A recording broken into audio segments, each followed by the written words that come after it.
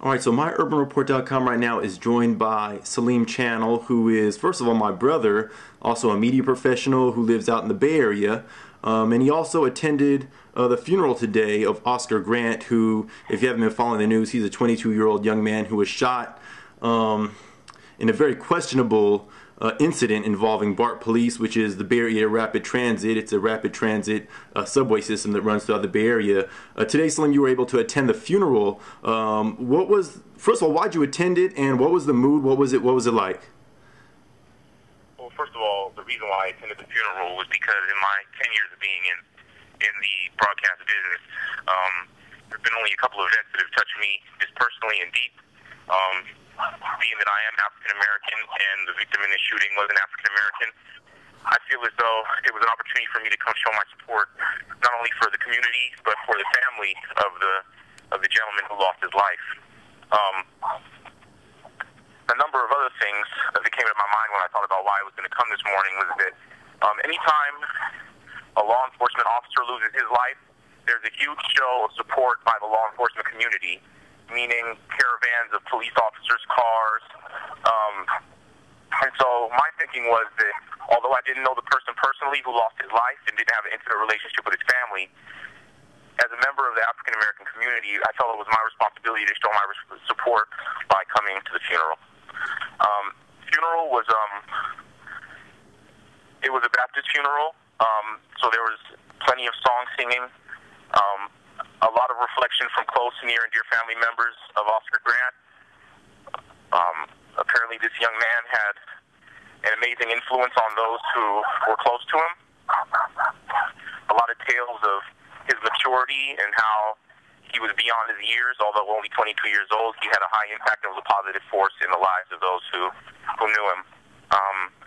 That was the general vibe of the funeral. There wasn't much attention or mention of the injustice that led to his death. There wasn't much talk of disappointment or tragedy because everyone was pretty much very faith-filled and basically celebrating the life of a young man who died too early. So you said that it was an unjust shooting. Of course, there's still an investigation that's underway. Why would you come to that conclusion? Obviously, you've seen the footage, you've seen the raw footage. What's your take on the situation? Well, I mean, my personal take on the situation was that by sheer negligence, if nothing else, a man lost his life, and I called it unjust because when reviewing the videotape, it's obvious that the young man who lost his life had surrendered to the authorities and was not posing any immediate threat. So that's why I, in my assessment, call the shooting unjust. If lethal force is a viable option for officers who are either protecting the public or whose own safety is at stake, then this man's shooting was unjustified, and there should be something to come of it. Even if accidental, the officer who drew his weapon and discharged into the victim's back has no excuse for having even pulled the weapon out because there was no imminent threat, as shown by the video. And there are multiple angles, and more video continues to be released as the investigation continues. Now, being that you're in California, of course, we were raised in the Bay Area, East Palo Alto. We were kind of in high school, I guess, when the Rodney King beating happened. Does this kind of bring it full circle? I mean, obviously now we work in the media. How did it affect you when you first heard about the story, and then the events unfolded with the video coming forward? How did that all affect you? Well, actually, when I first heard of the story, I tried not to pay any attention to it because there was so much denial of responsibility in reference to the actual incident, details surrounding the incident, whether or not there was any video of it, the fact that the BART police immediately claimed that there was no evidence that there was any wrongdoing done, claimed that there were no videotapes or that the closed-circuit television cameras were not working on the night of New Year's when the incident happened. All of those initial claims kind of translated to me as, oh, it's just another shooting. But in the back of my mind, being in this field, I know that, and I knew that there would be more information, more video, more evidence to come forward to the public.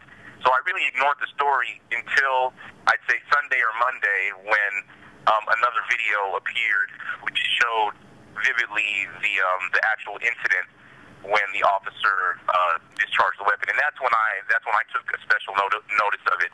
I do think that it is one of the largest cases of captured injustice in reference to law enforcement in the black community, and is right up there with Rodney King and any other major event where you've actually seen officers misuse their force either out of fear or opportunity.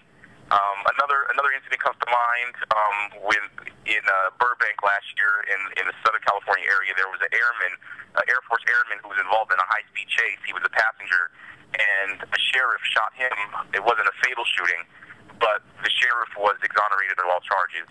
I guess the fear in this case would be that the fear in the community would be that there will be no justice in this case, and I think that a lot of eyes are on this to see what the eventual outcome is going to be in reference to justice pertaining to the officer. So how's the media's response been to this story? Are they giving this story its due respect? Are they giving it the attention that they need? Or are they asking the tough questions?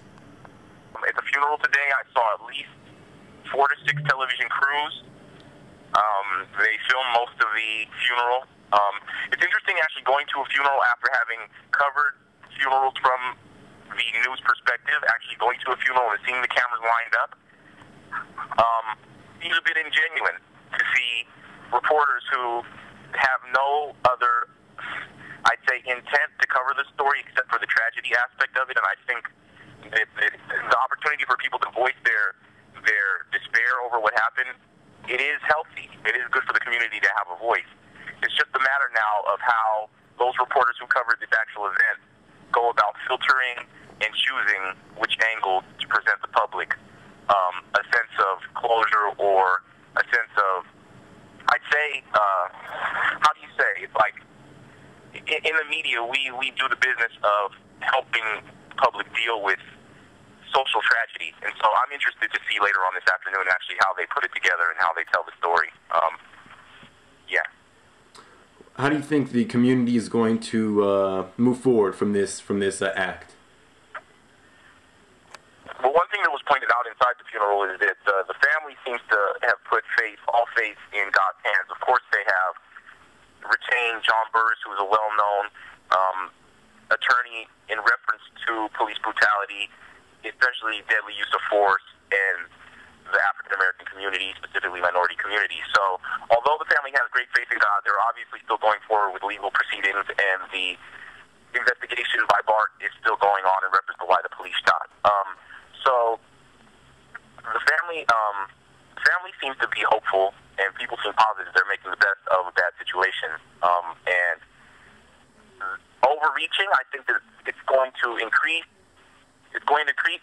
skepticism in the African American communities in reference to trusting and obliging police officers' requests. Because in this case, if an officer can, in essence, detain someone and shoot them in cold blood, even after they've complied with all of the requests,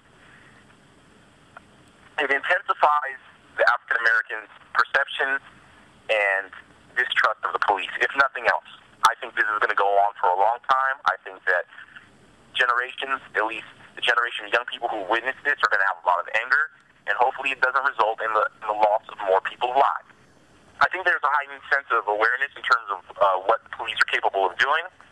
I don't think, though, it changes the police's procedure in stonewalling attempts to find out what the truth is, because under the guise of criminal justice and the badge and what that represents symbolically to this society, it's going to be hard to really deconstruct how the public is going to be able to grasp what has happened, being that the people who are responsible for the shooting have yet to release any formal statements about the shooting. In essence, the public is stonewalled at this point and waiting for word. So it's going to be interesting to see how, after they release their statements, how the public then receives whatever explanation was given for the shooting, and then, of course, how justice is served once grand juries are pulled and once the guy goes on trial for the manslaughter or the murder or whatever it turns out to be. Anything else, Salim Channel? Social media is powerful. I hope that more people invest in digital cameras and continue rolling when they see something that appears to be or can escalate, because it can mean the difference between a person's life and the loss of it. We are spending a few minutes with Salim Channel, my brother in the media and my biological brother. Hey man, keep doing a good job, man. Keep holding it down. I appreciate your time. All right, man. I appreciate yours.